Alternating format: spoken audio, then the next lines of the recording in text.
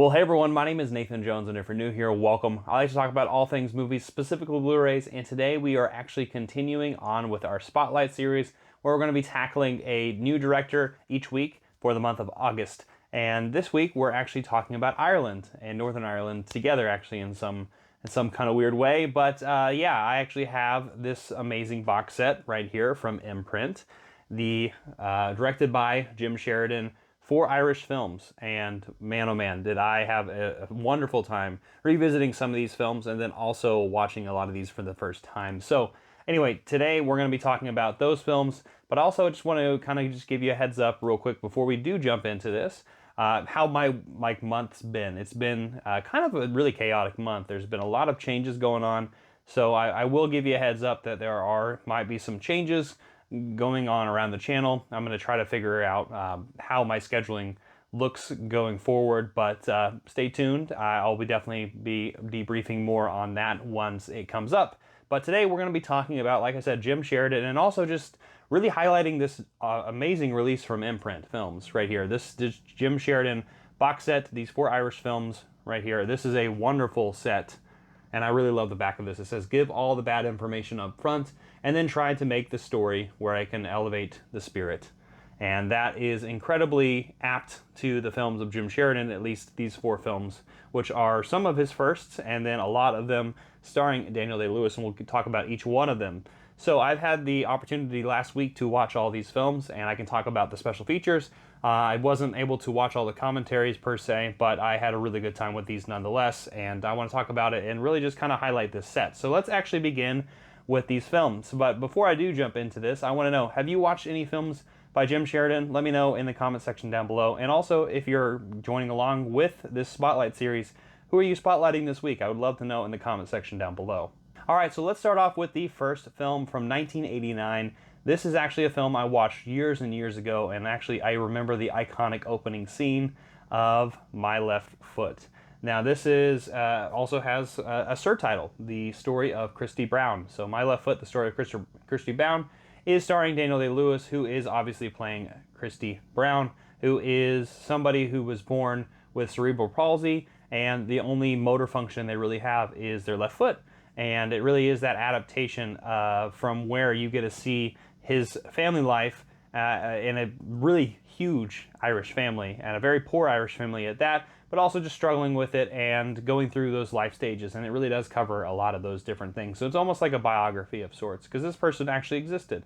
And yeah, so this is a really great release. I really love that cover right there. There are the special features and the back man once he has that. So anyway, born with cerebral palsy in a poor working class Irish family, Christy Brown was able only to control movement in his left foot and to speak in guttural sounds. He also wasn't able to really speak very clearly until a little bit later on in life once he had some therapy.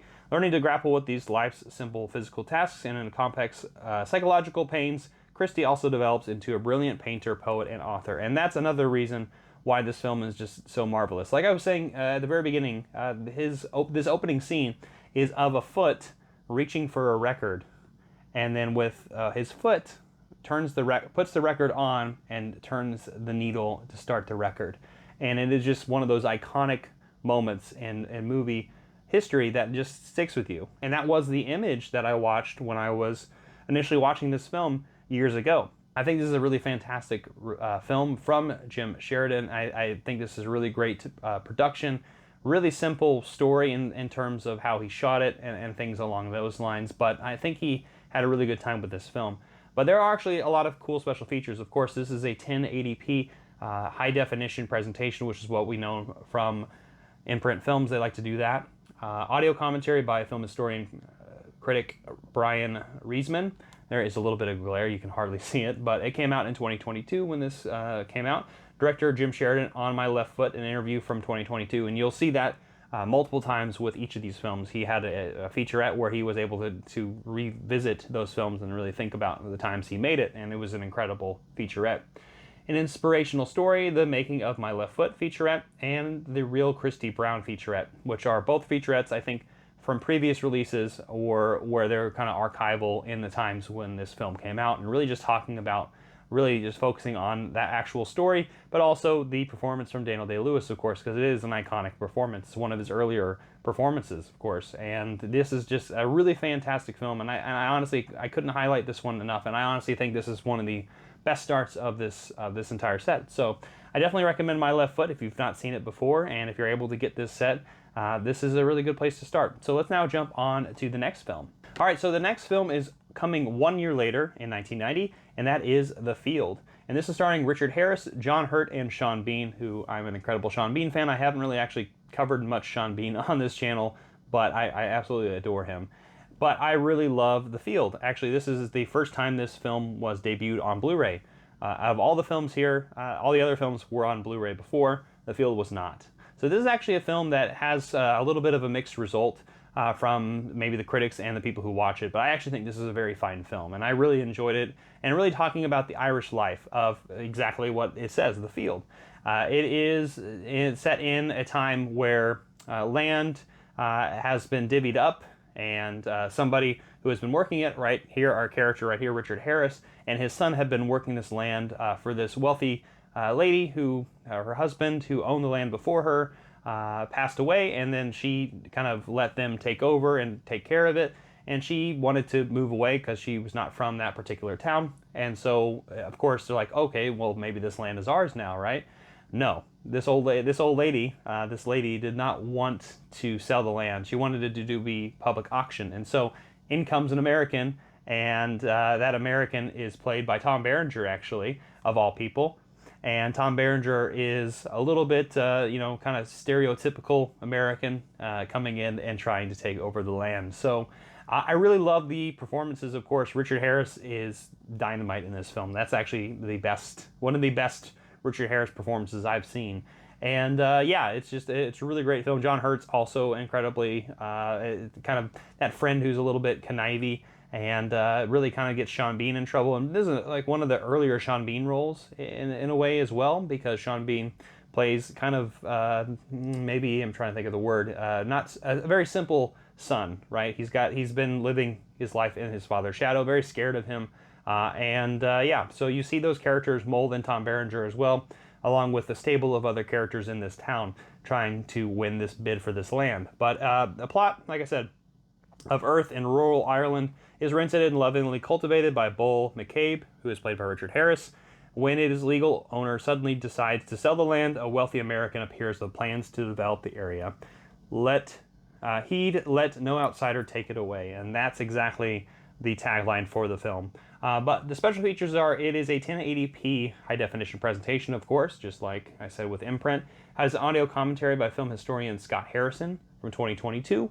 In the Shadow of the Bull, the Making of the Field documentary, which came out in 2022, but this is actually a really full-length documentary. It was very, there was a lot of depth to it and a lot of featurettes. There was a lot more content than I thought it was actually going to have. Was really impressed by it, and it's a sizable amount. I think it's around 30 to 40 minutes long, so it's a very good featurette, and I really enjoyed it. There's also, of course, Jim Sheridan talking about The Field, an interview featurette from 2022, and the theatrical trailer. So this is actually a really incredible film that I'm just so happy that it finally had a Blu-ray release, and Imprint did a really fantastic job with the adaptation and upgrading this to Blu-ray for the first time. So I'm really happy that they did that. And yeah, I would definitely recommend checking this film out if you get the means to. Of course, this film is the only one that's really exclusive to this release. So if you do want to buy the Blu-ray, this is the way to watch it. Of course, you can probably watch it through streaming services, but anyway, The Field, really good movie. I really enjoyed it. I'm glad I was able to watch it for the first time. All right, so now we're jumping a few years to another Daniel Day-Lewis film from 1993. It is In the Name of the Father, which I love that cover, by the way. Of course, Daniel Day-Lewis, Emma Thompson are both in this film. Wow, an incredible film. This also is starring Pete Postlethwaite, who is his father, and this is about the IRA. And this is really about Belfast and Northern Ireland. And I told you at the top that we're going to be seeing a little bit more of Ireland and Northern Ireland and seeing that relationship. We haven't really seen that within My Left Foot or The Field so much. So we're actually tackling this now. But In the Name of the Father is a really incredible film. So falsely accused, wrongly imprisoned, he fought for justice to clear his father's name. In the name of truth, in the name of justice, in the name of love. So after angering the IRA, a petty thief is sent to England by his father, who is played by Daniel Day-Lewis.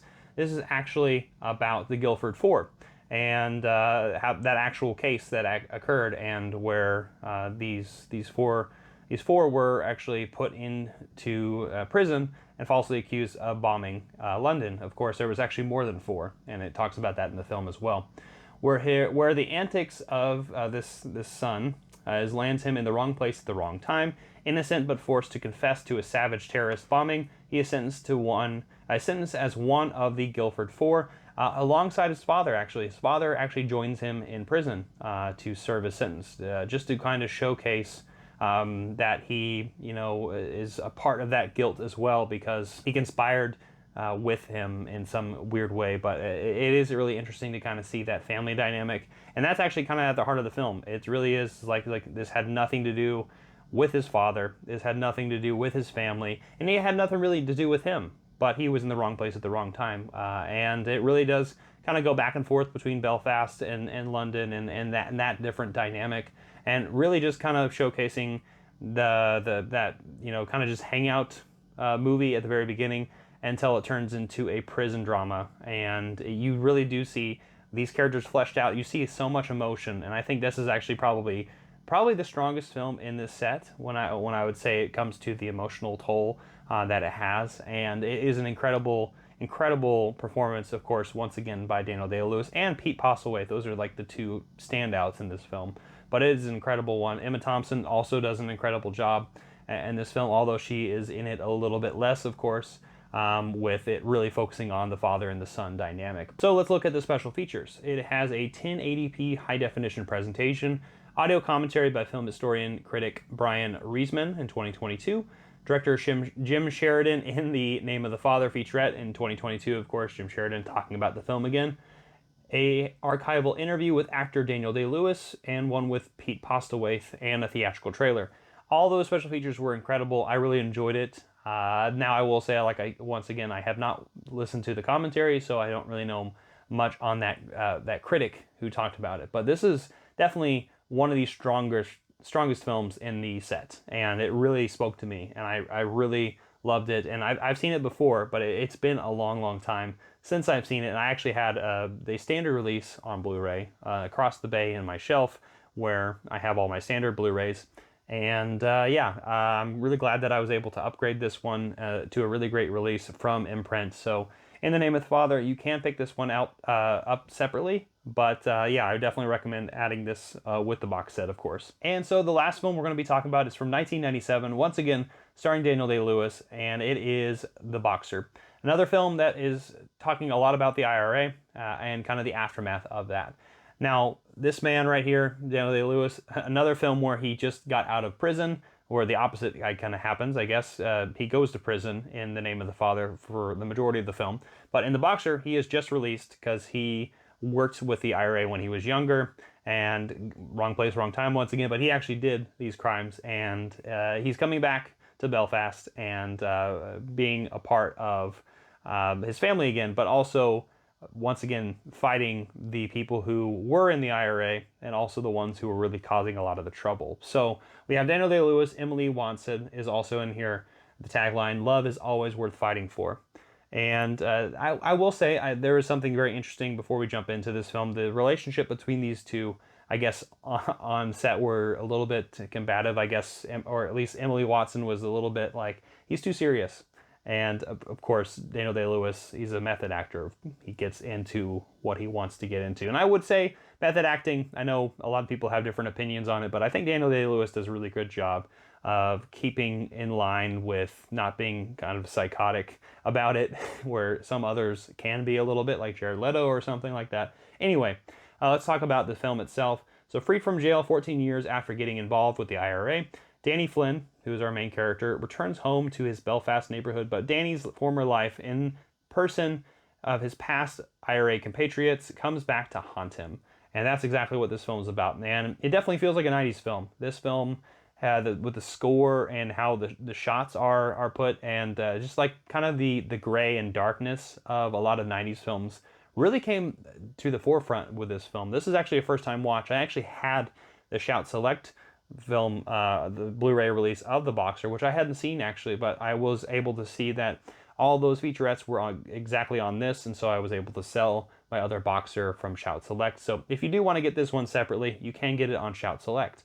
But the featurettes on this are the 1080p high definition presentation, a commentary by Jim Sheridan, an audio commentary by Arthur Loppin.